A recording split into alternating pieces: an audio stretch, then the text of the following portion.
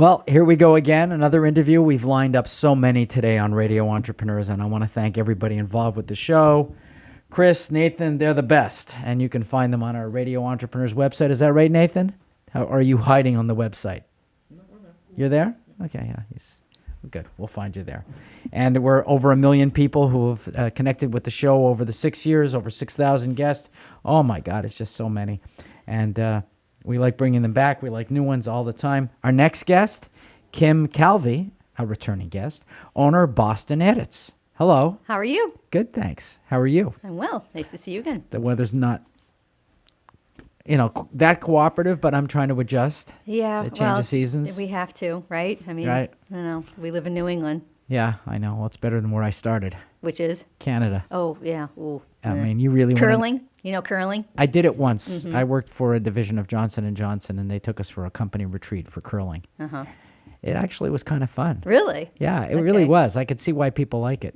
Okay. It's sort of, it's fun. It's like darts, bowling, same thing. Right, right. It looks like it's that. Yeah. Yes. Yeah, Okay. it's kind of a fun game. But, Canada can get pretty cold. Yeah. Yeah, I've never really experienced that kind of cold Well, down further here. north is the North Pole, so. Yeah. Well, Yeah. I wasn't at the North Pole. No, if you kept driving I've been north, north that's where you'd go. for work, but I didn't live near the North Pole. But it's colder up there, that's for sure. So, what's up with Boston Edits? Tell us. All right. Good question. Loaded question. So this is It's the only one I could think of. Okay, well, there we go. So this is my first full year in business, 2019, and my practice, my business has morphed a little bit. I started off, and I still do, obviously, copy editing, copywriting, and proofreading for all manner of content, whether it's self-published books, fiction or nonfiction. I've worked on several projects like that this year. Other people's LinkedIn profiles, even for a marketing perspective, they just throw up their information and they say to me, I don't really like the way it looks. Can you go in and edit it so it looks really polished? Excuse me. Absolutely, of course. So I've done a fair amount of that. Then I have repeat clients who have asked me to build their website, which I do. I create the content, and it's a whole project. That's fine. And then they call me a month or two later and like, my LinkedIn profile, what about my social media? I have these blogs, and I need somebody, I don't have time. I'm busy doing my job, so I need somebody to copy, edit, and proofread my blogs and post them to my LinkedIn profile, my Twitter account, my Facebook page. Can you do that? So my business has morphed a little bit into some social media management, which is great. Obviously, though, my first love is still the copywriting, the copy editing, and the proofreading, again, for all manner of content. And usually it's shaped up where it is pretty much all professional services, which is where I wanted it to go. And I love it. I work with lawyers, insurance brokers. I have structural engineers as clients, high-end auctioneer. So it runs the gamut, and I love it. So, yeah, that's what I've been doing this year. Wow. Yeah. And you're just working all on your own, and you're able to get all these clients and keep it going? Yeah. I work out of my house or at the local coffee shop. I do a lot of networking. You're the one who took that table from me at Starbucks. That was me. Okay. Yeah, I'm not going to apologize. So I needed it for work. I do a lot of networking. I know a lot of people who they find me on my because of my website, LinkedIn, other people that I have networked with, other people that clients of mine. They're an excellent referral source. So, and that's always the first question I get when I get a call from somebody who I don't know. I just ask them, well, how did you hear about me? Oh, you did some work for so-and-so, or I did a search on LinkedIn and your name came up, or I just did editing in Boston on Google and your company name, Boston Edits, came up. Great, good. I love to hear that. Wow. And you want to give a little bit of your background so people understand how you sort of built the competency that you have? Oh, sure. Okay. So growing up in Andover, like we talked about for the interview, my first job was... You went to school and you were well behaved. Yes, I was. Yes. In fact, so well behaved that my after-school job was working in a library shelving books. Oh, my. Yes. And a lot of my friends thought, why would you want to do that? Wouldn't you rather babysit? And I thought, I can't think of anything I'd less rather do, okay? I'd much rather be surrounded by books in the stacks. Did you read a lot? Yes. Oh, yes, still do. I'm always reading at least 4 books. A week? Or a day? At any given time. It's in a constant rotation. Right. So TV's not your thing? No. I didn't have cable up until about 3 years ago. Now everybody's getting rid of cable. Well, 10% a year. Yeah. Down. Well, so if I just stayed with my own trend. You're a right? trendsetter. Yeah, I guess so. So yeah, I'm not. TV's fine, whatever. I think it's great. I still love Seinfeld reruns like everybody else. But yeah, books are my first love, always will be. And my education, my undergrad was in international marketing and brand management. And with that, there's a lot of, you have an ad and it has to be proofread before it goes to press. Right. So that's just a thumbnail sketch of some of the work that is involved when you work in marketing. And that was always my assignment, whether I was working for, Fortune 500 company or a small publishing house for greeting cards. So that's always been a common theme in any position that I've ever had. It's always, give it to Kim. She knows how to do that. She loves to do that. And I do. They would give it to me, stacks of paperwork that I had to proofread or copy edit.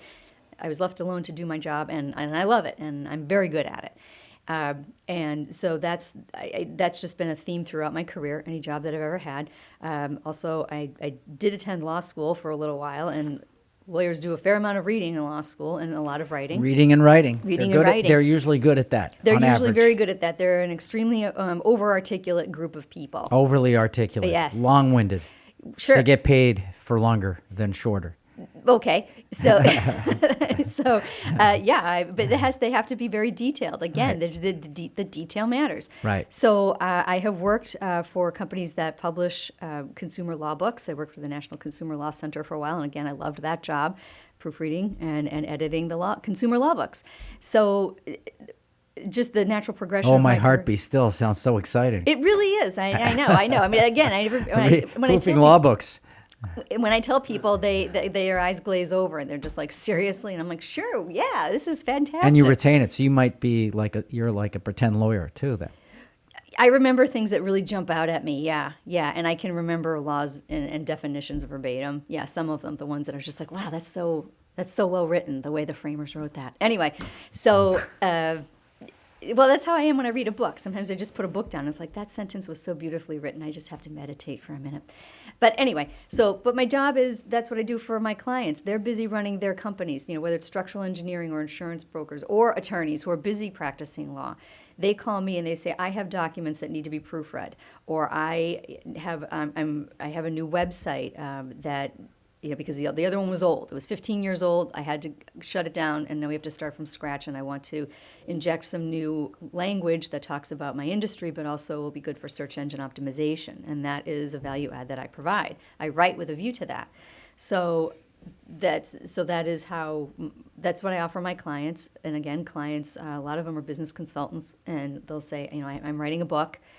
I need another pair of eyes before it goes to press. Can you copy edit it? Or just proofread it. Sure, yeah. Okay, so send the manuscript my way, and I make my little red marks and correct it and send the finished product back to them.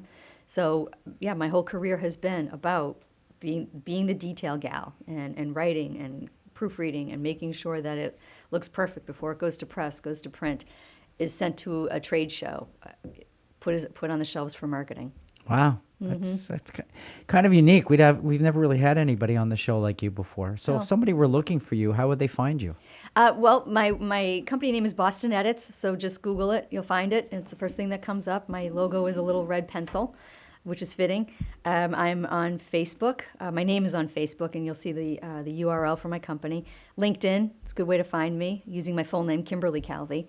Let's see, my Twitter account is Boston Edits. So yeah, people can find me, just social media. And you'll come back again, and don't edit my book because I don't think I can handle it. I'll be kind.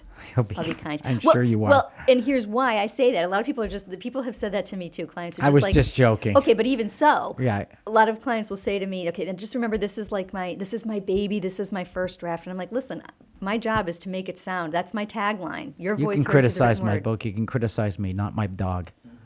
I understand that for sure. Right. No problem. Leave my dog alone. Okay. Happy to. Okay. So. Remind everybody, this is Radio Entrepreneurs, and we're going to take a break. We'll be right back after this short break.